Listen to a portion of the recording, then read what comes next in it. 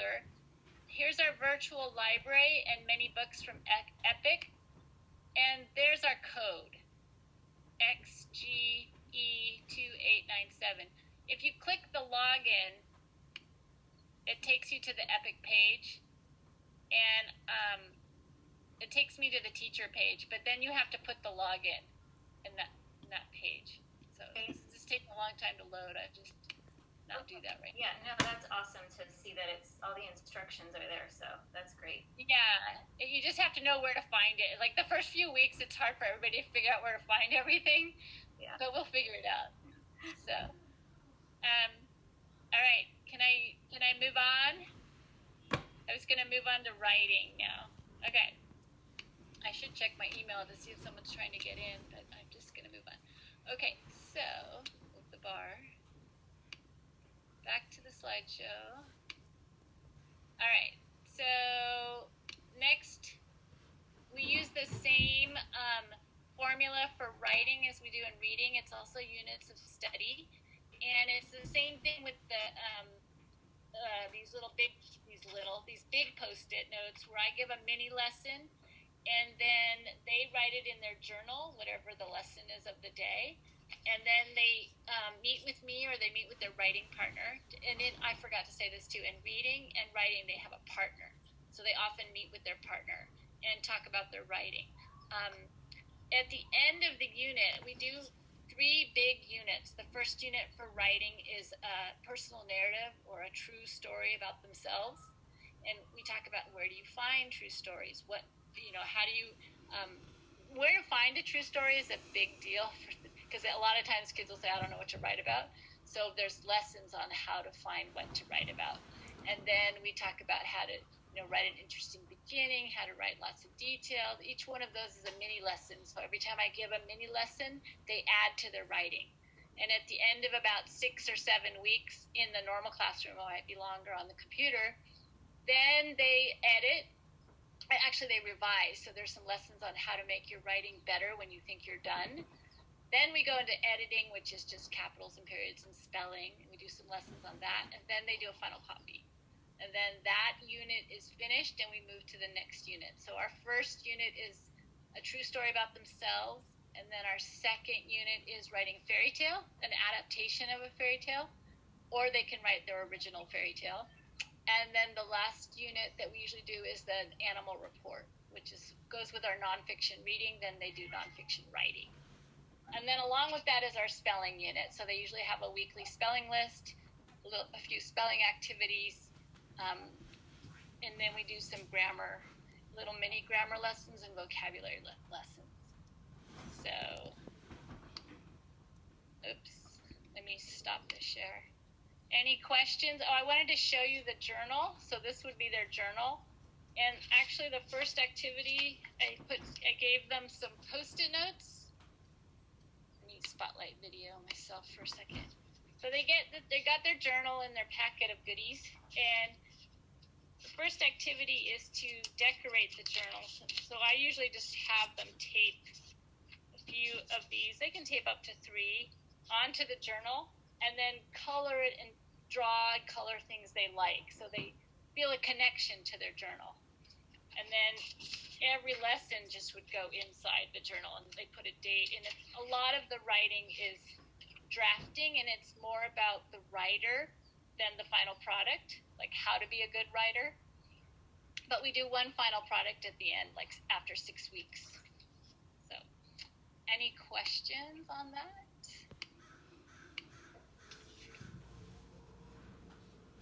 Okay, I'll move on to math. So for math, I think I already have it up here. Oops, wrong one. So math, we have our math book. I think it's the same they used in 2nd grade. It's called Investigations. And I mean, basically in the beginning of the year, we practice addition and subtraction. Most kids can add at the beginning of 3rd grade, but they don't always know their facts really quickly. So that's why I'm having them do extra math. So they get really agile at just adding like 6 plus 9. They're not counting on their fingers anymore. And then, of course, we go into, double-digit adding and sometimes adding 3 in a column. And then we talk about word problems, which kind of words mean add. Then we do the same thing with subtraction. Then we start with multiplication. We talk about things that come in groups. So the first main concept of multiplication is like, how do you know you're multiplying? It's like the concept of groups. And division is the concept of breaking up the groups and sharing. So it's like, if you're putting the groups together, you're multiplying. If you're separating the groups out, you're dividing. And then we do some shapes and fractions at the end of the year. And a little measurement, just like how to use a ruler and the difference between inches and centimeters, and things like that. So the students should be able to add, subtract, multiply, and divide. Single digit for multiplication and division. They do double digit in 4th grade. But up through the hundreds and thousands with addition and subtraction. So they should be able to do it, but they also should be able to use it in context, like understand word problems. And sometimes they're given something called a Mars task, where it's a kind of a complicated problem. It might involve more than just one of these, might two or three, and they have to like set up the problem and figure it out. So we're kind of working on both knowing their facts and knowing how to use the facts. One thing I always say at back to school night, computer or no computer, is really by the end of 3rd grade, they need to have their multiplication facts memorized. Through 10 is good, through 12 is better.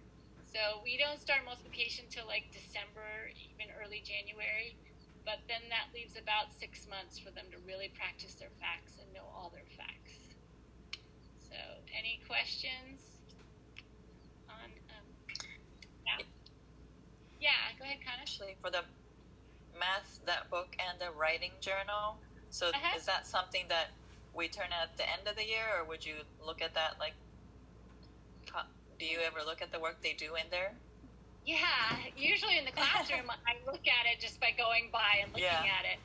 So there might be like, take a picture, send it in, or even the pages are all perforated so they can rip them out.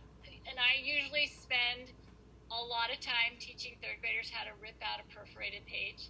And there's a lot of the pages tear in the beginning, and sometimes kids cry, but just tape it if it tears. It's like, don't worry about it. Yes, I will be looking at their math for sure.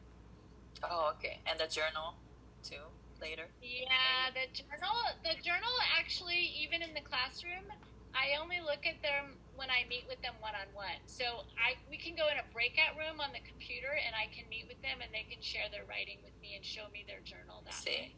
But they won't be turning in the journal. They will be doing a final copy, and then that will get graded, not graded, but they'll edit with me, and then they'll do a nice final copy, and that will be turned in.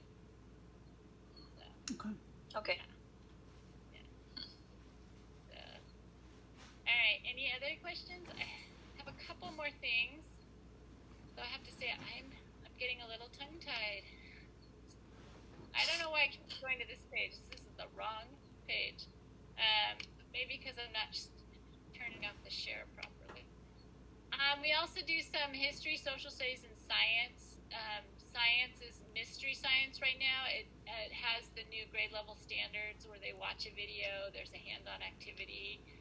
We started today with a mini lesson, but there are some specific 3rd grade units. One is fossils, although I think it was Isaiah. Someone said they did it in 2nd grade. I'm like, no, that's the 3rd grade one. But yeah, there's some standards for science, and the mystery science follows those standards. So we'll be doing some of that. And then history, we usually alternate. We don't teach both at the same time because there's not enough minutes in a day, even in the full day in the classroom. So we start history. We start with a unit on how to make a map and what a map is, and then we look at maps. And we start small, like the map of the town of Albany, and then the state of California, then the United States, then the continent of North America, then the whole world, and then we even look at the galaxy and and then we make some maps, and then we go to science, do some science, and then when we study history, the 3rd grade history is the history of the town of Albany. So we start with the actually, we start with what did Albany look like before there were any people here, and then the first people, the Ohlone, and then when other people started coming to California, and we pretty much end with when Albany became a town, an official town in 1908. And then fourth grade they study the history of California. So the second grade is like your family structure, your community, like, and then third grade is your town, and fourth grade is your state, and then fifth grade is the country. So, any questions? Oh, now I see what I just did wrong too. And then we do have some art and some music too. Yes, Monique? Oh yeah, there we go. Yeah, I have a couple of questions. So with the history, do you kind of gloss over the dramatic parts, like the genocide of the first people by the state of California, or how they went from Mexico to Spain? No, to the we US? definitely talk every time there's a new change of leadership. It's not nice. It's not done in a nice way. People are brutalized, and yeah, we definitely talk about that.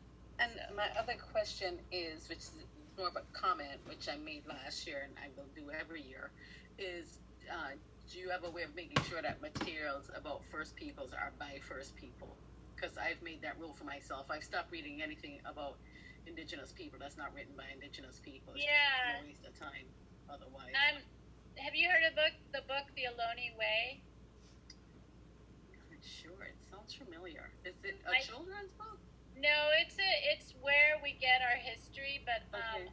I'm not sure it was written by a Native American, but there was consultation, and then we usually go to Coyote Hills, and one of the program leaders is an Ohlone person.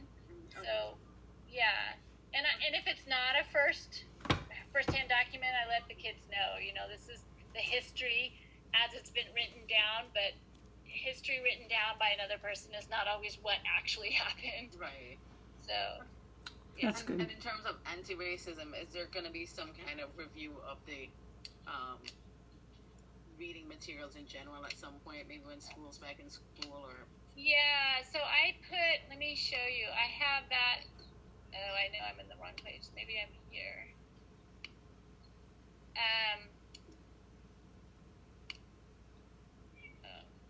Hold on. There we go. In the classroom, I do have an anti-racism section with a library and a word wall, and we will do some more. I'm just starting it. But last year we talked about, what happened in the spring with George Floyd, and we read some books about anti-racism, and we talked about it. So we do talk about it. Yeah. Did that answer your question? You're welcome to come in too if you want to give a lesson. Usually I invite parents to the classroom to give a lesson on something. So, yeah. Thank you for having history, go back in time. So appreciate that. Thank you. No problem. All right. That is pretty much it. It's a lot of information. The beginning of the year is always a little bit like, how do we do things? But on the computer, it's a little extra hard. So keep sending me your questions, and I'll email you. If you forget your password, I send passwords. But always start at the website and at Clever. Oh, I wanted to show you one more thing about Clever before we leave. Let's see.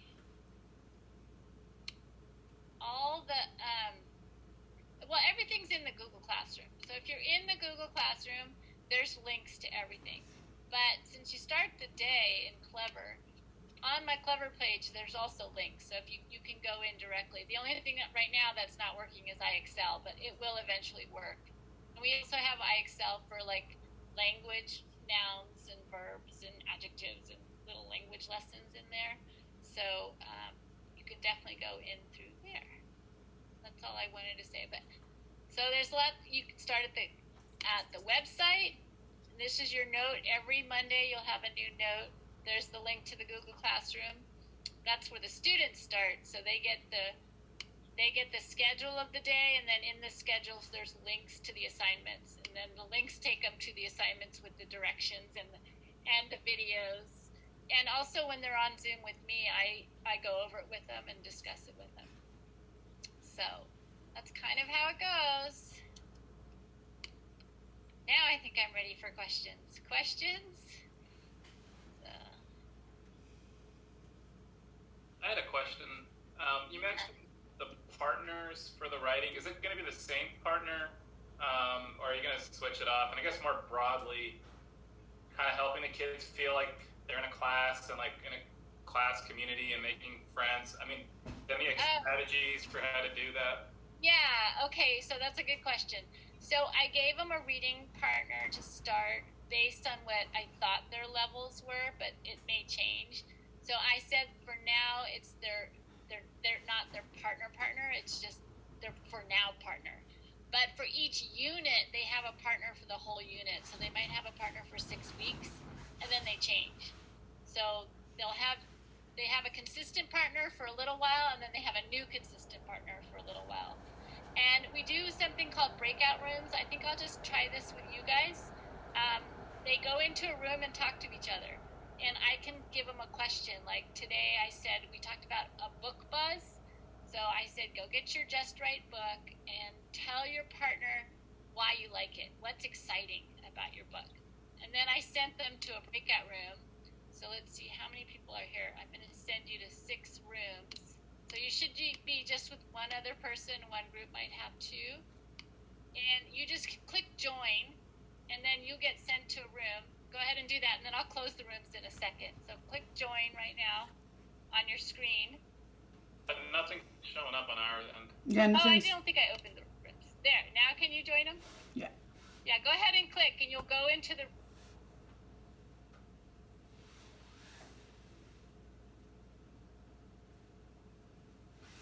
Hello.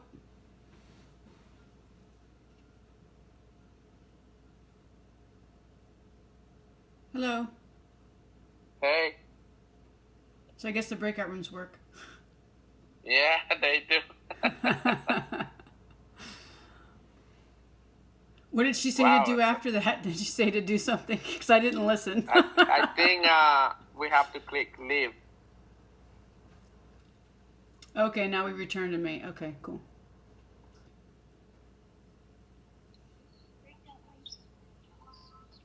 Yeah. And then I can also join the room. So when the students are in the rooms, I can pop in and see how they're doing and see what they're talking about. But I can only be in one room at a time. Right. So I go into one room for a couple minutes, and I go into a different room, and then I bring everyone back, and then I might send them back into a room again. So, yeah.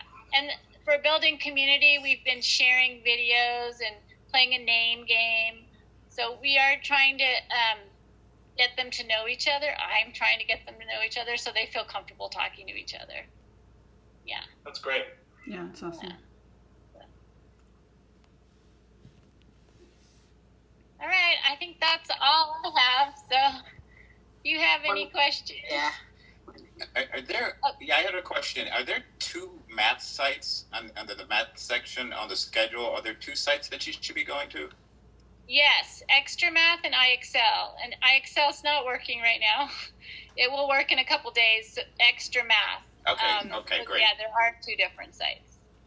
Yeah. Extra Math is just fact practice. So they just add numbers like 2 plus 3 and 7 plus 4. And they just get good at it. And when they pass, they have to get a certain amount in 6 seconds.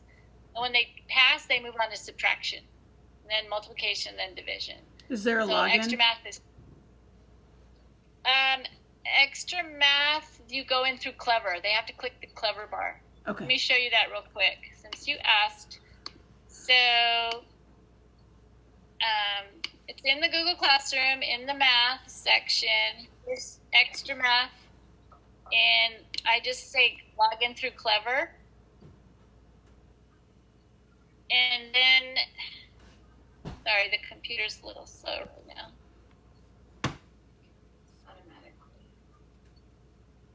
Oh, that's weird. It took me here, but it'll still work. I'll take you to Extra Math. And you just have to click the blue Clever bar. If you click any other bar, it won't work. But if you click the blue Clever bar, it will take you to extra math. And there's something you have to put in for that one. So. Okay. Any other questions? I had one other question. Yeah. Absences, if they're sick, is that going to work the same way? Just like email you or something to let them know they can't make it that day? Yes. Yeah. Just email me. And we do have a different, I take roll at 2:30 in the afternoon, or actually right when I get, like about 2. And I judge if they've come to the Zooms and if they've done some work. So it's kind of like distance learning engaged. Were they here and were they working? Then they get full credit for the day. If they came to the Zoom and did no work, they don't get full credit, but it doesn't count as an absence. So that it doesn't affect the money or anything like that. It's just a way for us to keep track of who we need to check up on and try to help so they can do some more work. Mm-hmm. And then if you're sick or you just don't come at all and you email me, it's actually the same code that goes in the attendance. So, yeah. What about one-on-one time with you? I know this year's a little different, like than last year, as far as kids getting time with the teacher and teacher getting to know the children. Yeah, I know. When I join the breakout groups, they're very excited to talk to me in the breakout groups. So they do some of that where I join the breakout groups, but I'm also going to work on doing some small groups so I can meet with like 2 or 3 at a time outside of the main Zoom. So it might be during their independent work time. Okay. Yeah. So, and some tutoring is going to happen. We actually have our PE teacher who's going to help with some math tutoring, and maybe our library teacher that's also going to help with some tutoring. So it'll be me, and it might also be someone else sometimes. So, good question. I have a question. So, are we going to receive the package every week and return it back? Yes, every Wednesday. Wednesday. For now, I mean, if I get it together and can do 3 weeks in advance, I know at the end of last year they were doing 3-week packets. It's kind of hard in the beginning of the year because it's hard to gauge how fast they're finishing things. But eventually, if I could do it every 2 weeks, I will. But for now, it's every week. So Okay. you give me the old packet on Wednesday and pick up the new packet. Okay, got it. Okay, thank you.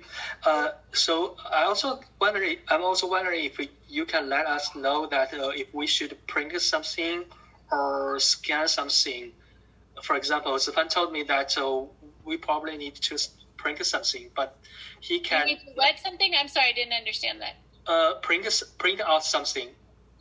Oh, well, everything you use, I will either give you. Like, if you need, I put this journal in today's pickup. Mm-hmm. So if I tell you to use your journal, you should have it.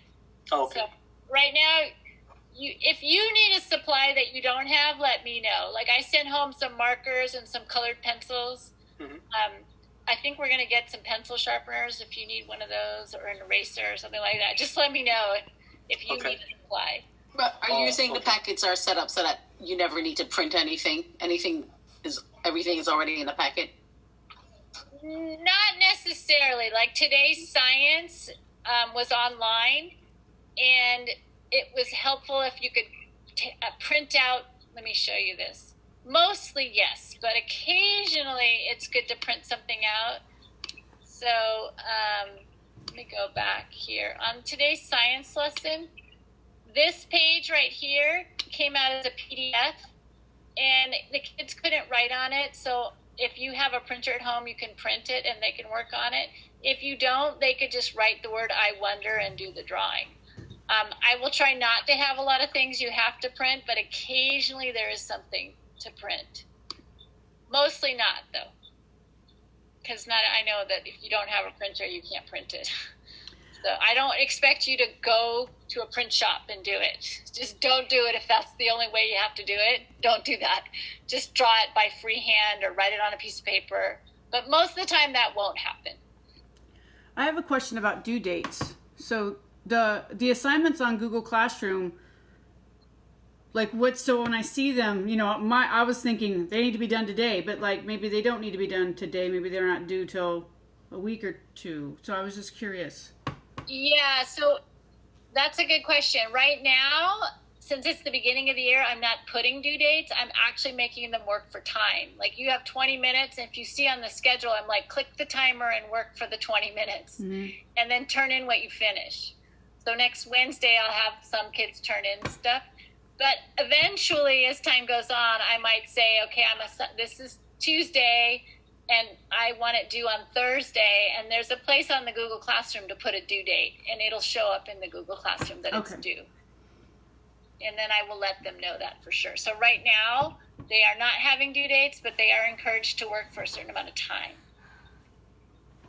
Okay. Another question. How about homework? Kind of in that same vein. Will they have homework, or is there any expectation for them to finish classwork at home?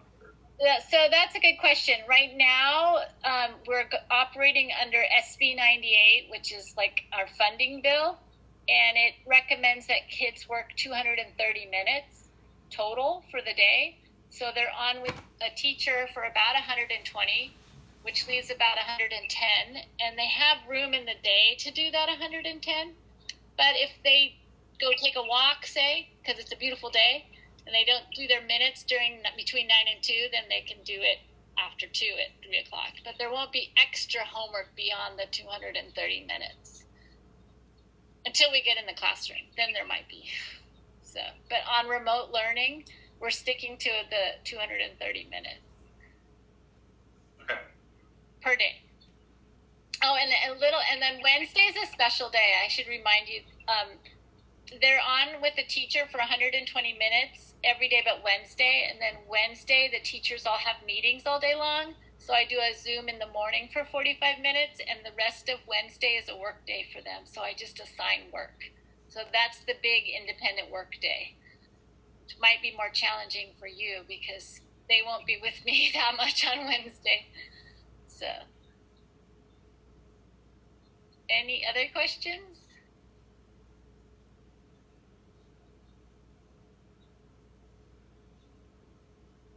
Okay, well, I hope I meet you in person soon. I really, like I said, I really enjoy the class. I feel like the kids are super sweet, super polite. So far, so good.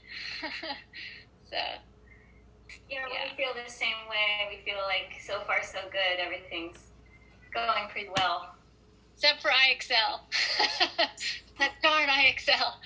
But yeah, so that's great. We'll just all keep doing our best and try to get as far as we can and do as much as we can. So. Thank you so Awesome. much. Thank you. You're welcome. Take care. Really appreciate it. Thank you very much. Yeah. You can click Bye. leave. Thank you. Bye. You're welcome. You come anytime on Wednesday if you need to chat.